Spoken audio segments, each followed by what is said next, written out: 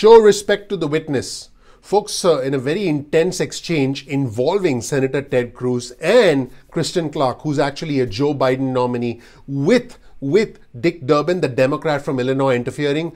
Boy, oh boy, folks, this is something that needs to be seen to be believed. Welcome to this episode of Ignition Time, everyone, where I bring you the truth wherever the truth might lead us. For me, it's not about the red or the blue. It's about the red, white, and blue. I'm not Democrat. I'm not Republican. I'm American. We are all Americans first. Let's take a look at a very interesting segment involving the senator from Texas and Miss Kristen Clarke. I'll give you folks a quick background of what's going on before I play you this clip. You're about to see the president's nominee to lead the Justice Department's Civil Rights Division, Miss Kristen Clarke. She's about to face a barrage of questions from different Republican senators. We'll specifically focus on questions from the Republican Ted Cruz from Texas. She has made some controversial comments in the past, and she was asked to defend her reputation, her past relationship with law enforcement in this extremely intense clip that you're about to watch. Now, before I play that clip, I want to show you folks this headline from Politico: Cruz and Hawley dwarf potential 2024 rivals in fundraising. Keep in mind that these individuals, even though they have taken controversial positions specifically as it pertains to challenging the election, they have been getting a lot of money. They have had a lot of successful fundraising from small-time donors, even though large corporate donors have backed away from them. Here's a quote from Politico. Senator Ted Cruz from Texas and Josh Hawley from Missouri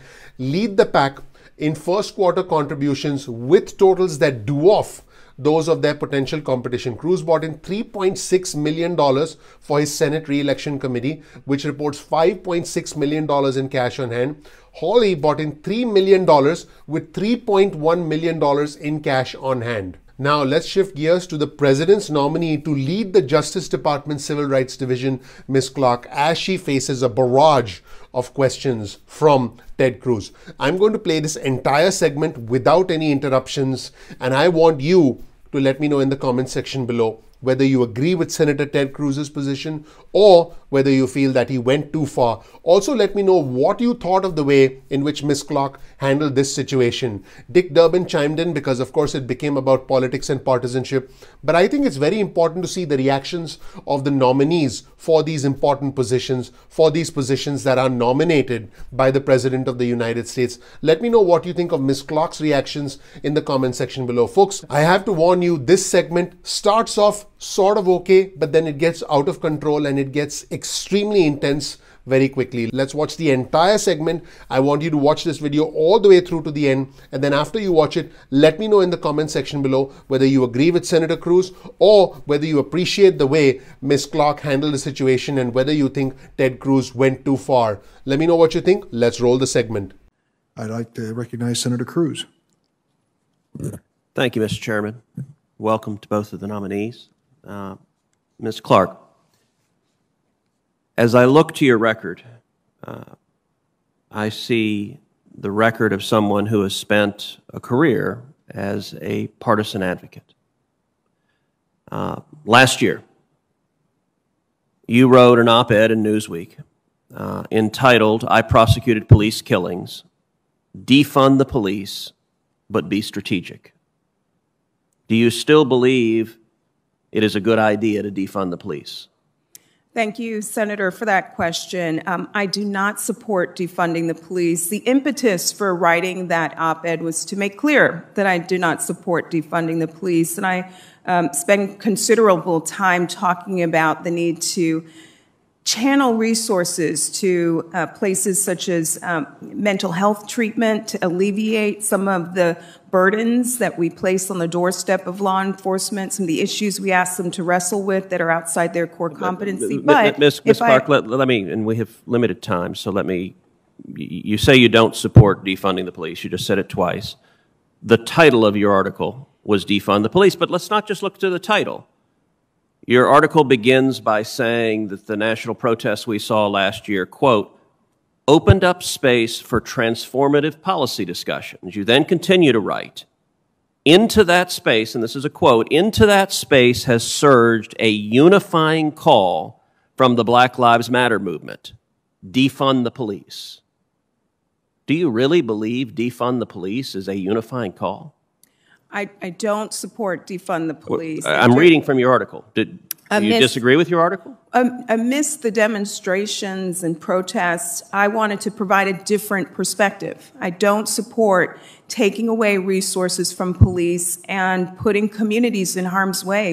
There's a rise in hate crimes and extremism. Ms. Clarke, you know you're testifying under oath here. Please allow her to. You just said a moment ago. Senator Cruz, please allow her to complete her answers. Well, I'm not going to allow her to filibuster, so I'm going to ask a question. If she wants to answer the question that I asked, she can do so, but I'm not. She should be allowed. I hope you'll show respect to the witness. I will show respect to every witness, but we also have limited time, as you're aware, and you've been on this committee long enough to know that witnesses, in avoiding questions, will try to filibuster on different topics. So I'm going to ask questions, and I'm going to expect answers to the questions I ask, and I understand the chairman wants to jump in and defend the witnesses. Did he just say that? I can't believe it. Did he just say that? But that's your prerogative to try to do so. I will defend witnesses on either side and members on either side. We will be respectful in this committee. I hope that all members will. I hope and expect the same standard will be applied to senators on both sides. Now, let's return to, you just said you don't support cutting funds from police. I find that astonishing and, Ms. Clarke, frankly, not credible, because I'm holding the article you wrote, and I actually pulled out a highlighter and highlighted the beginning of each paragraph going through. And about midway through, you have a paragraph that says, we must invest less in police and more in social workers. The next paragraph is, we must invest less in police and more in social support to our schools. The next paragraph begins, we must invest less in police and more in mental health aid. 3 paragraphs in your article, you begin with the words, we must invest less in police. And you just told this committee under oath you don't support investing less in police. How do you square those? If I may, Senator, I support the fact that President Biden is committing $300 million new dollars for the COPS program, $300 million new dollars for resources to the police. I wrote that op-ed without having the power of the purse string behind me, and talked about how we can allocate a limited pool of resources in a more effective way. So you believe you were wrong last year when you called for defunding the police and investing less in the police? It's a poor title chosen by the editor. It's not just the title, it's your text. We must invest less in police. 3 paragraphs, you begin with those words. You wrote those words. Do you agree with those words today? Without the power of the purse string, I wrote those words. But President Biden is committing more resources to police, and I think that's a great thing, Senator. I can't believe that Ted Cruz said that. I can't believe he said that to Ms. Clarke. I'm asking myself again, did he just say that? All right, let's shift to another topic. Your advocacy and, frankly, extreme position on defunding the police is paired with a history of not only excusing, but celebrating murderers who have murdered police officers. It's been reported that during law school, you helped organize a conference with speakers who referred to convicted cop killers as political prisoners. This included Mumia Abu-Jamal, who murdered a Philadelphia police officer, and Assata Shakur, who was convicted of murdering a New Jersey state trooper, escaped from prison and is on the FBI's most wanted list. Did you organize the conference? And do you support celebrating those who murder police officers as heroes and political prisoners?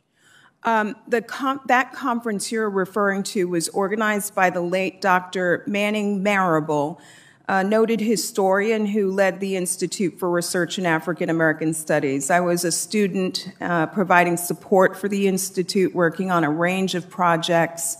To the second question, Senator, no, I do not celebrate the loss of life. So if you say you didn't organize the conference, why did multiple speakers at the conference thank you by name for inviting them to speak at the conference? Oh boy, he did it again.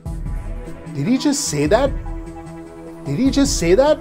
Because I was a hardworking student that made sure people were fed, mailed out invitations, provided the agenda. I was a student providing logistical support to a notable historian who was the one who organized that conference. So if there's a police officer in Philadelphia or New Jersey today watching this hearing, how are they supposed to react to your nomination to one of the senior positions of the Department of Justice, knowing that as a student, you participated in a conference celebrating and lionizing cop killers who murdered a Philadelphia police officer and a New Jersey state trooper? How should a cop today watching this react to that news?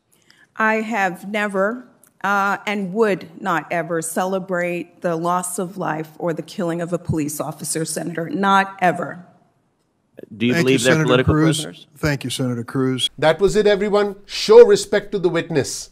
Ted Cruz and Dick Durbin in combat over Ms. Clarke at the Senate hearing. Pretty unbelievable stuff. Let me know what you think in the comment section below. Thank you so much for watching. Please click the like button. Please subscribe. Please enable notifications. I would really appreciate that. Thank you. I'm looking forward to seeing you in the next episode of Ignition Time. Take care. Bye.